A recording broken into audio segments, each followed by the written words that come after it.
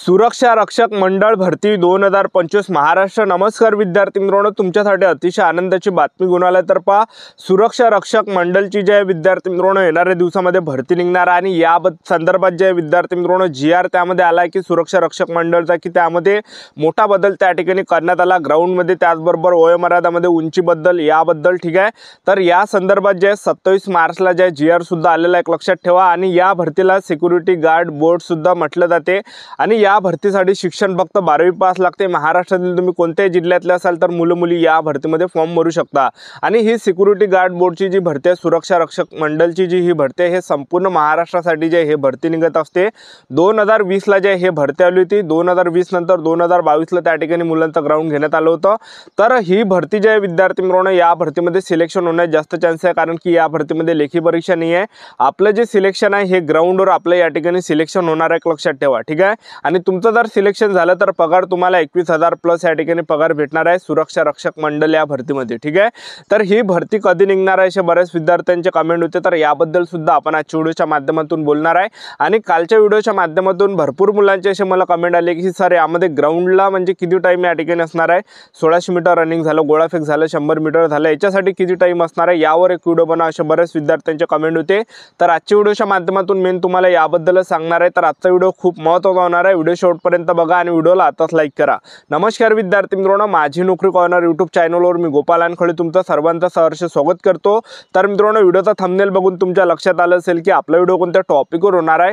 Video सुरू करण्याच्या आधी आपल्या यूट्यूब चॅनलला सबस्क्राइब करा, जेणेकरून प्रत्येक भरतीचे अपडेट तुमच्यापर्यंत सर्वात आधी पोहोचेल। जास्त करून सुरक्षा रक्षक मंडळ भरतीच्या रिलेटेड जास्त व्हिडिओ आपल्या चॅनलवर अपलोड करत असतो।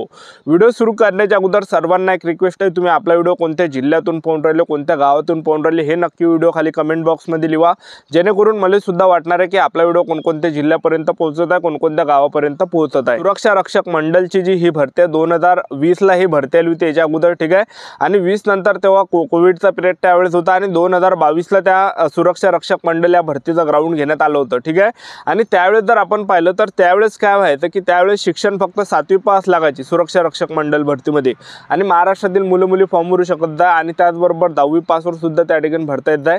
आणि त्याचबरोबर वयोमर्यादा त्यावेळेस 17 ते 38 होती। त्याचबरोबर उंची सुद्धा त्यावेळेस 165 सेंटीमीटर पुरुष उमेदवारांसाठी, महिला उमेदवारांसाठी 155 सेंटीमीटर, त्याचबरोबर जे छाती 76 सेंटीमीटर, फुगून 5 सेंटीमीटर, तर असं काही त्या ठिकाणी होतं। ठिकाणी त्याचबरोबर जे सीटअप सुद्धा त्यावेळेस होत्या।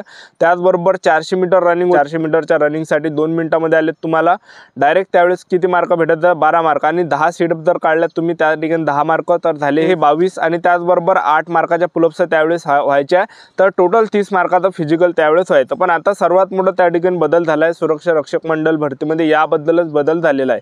तर आता काय काय यामध्ये की यामध्ये आता 12वी पास आपण असलं पाहिजे, तेव्हाच आपल्याला सुरक्षा रक्षक मंडळ भरतीमध्ये फॉर्म भरता येणार आहे महाराष्ट्रातील मुलांना आणि मुलींना। आणि वयोमर्यादामध्ये या ठिकाणी त्यांनी कमी केलेली आहे, 18 ते 35 वर्षापर्यंत आता वयोमर्यादा त्यांनी करण्यात आलेली आहे। ठीक आहे, आणि त्याचबरोबर उंचीचा जर आपण विचार केला तर उंची आता यामध्ये 165 सेंटीमीटर पुरुष उमेदवारांसाठी आणि महिला उमेदवारांसाठी उंची 155 सेंटीमीटर, छाती 77 सेंटीमीटर, फुगून 5 सेंटीमीटर आपली भरली पाहिजे। ठीक आहे, तर एवढा, आणि वजन आपलं 50 किलोच्या वरती असलं पाहिजे। 50 किलोच्या खाली जर असेल तर अपात्र केले जाणार आहे, तर अशी एक यामध्ये अट आहे। ठीक आहे, आता अशी जे विद्यार्थी मित्रांनो यामध्ये अट एक लक्षात ठेवा यावर्षी। ठीक आहे, आणि आता यामध्ये ग्राउंडचा जर विचार केला तर याच्या अगोदर मी तुम्हाला सांगितलं कोणकोणते इव्हेंट व्हायचे, पण आता ते बदलले। तर आता कोणकोणते, तर 1600 मीटर रनिंग झालं, गोळाफेक झालं, 100 मीटर रनिंग झालं, तर म्हणजे पोलीस भरतीचं सेम पॅटर्न या ठिकाणी जे त्यांनी या ठिकाणी आणलेलं आहे सुरक्षा रक्षक मंडळ भरतीमध्ये।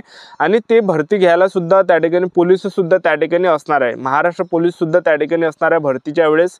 तर तुम्हाला जे विद्यार्थी मित्रांनो आता या ठिकाणी तयारीला लागायचं, कारण की जे हे सुरक्षा रक्षक मंडळची जे हे भरती निघत आहे आणि या भरतीमध्ये पेपर नाही आहे। आपलं जे सिलेक्शन आहे, आपल्याला ग्राउंडवर ज्या विद्यार्थ्यांना ग्राउंडमध्ये जास्त मार्क पडले तर ग्राउंडवर या भरतीचं मेरिट बनते। आपल्याला ग्राउंड जर जास्त मार्क असेल, ग्राउंडमध्ये जास्त मार्क पडले तर आपलं सिलेक्शन सुरक्षा रक्षक भरतीमध्ये या ठिकाणी होते।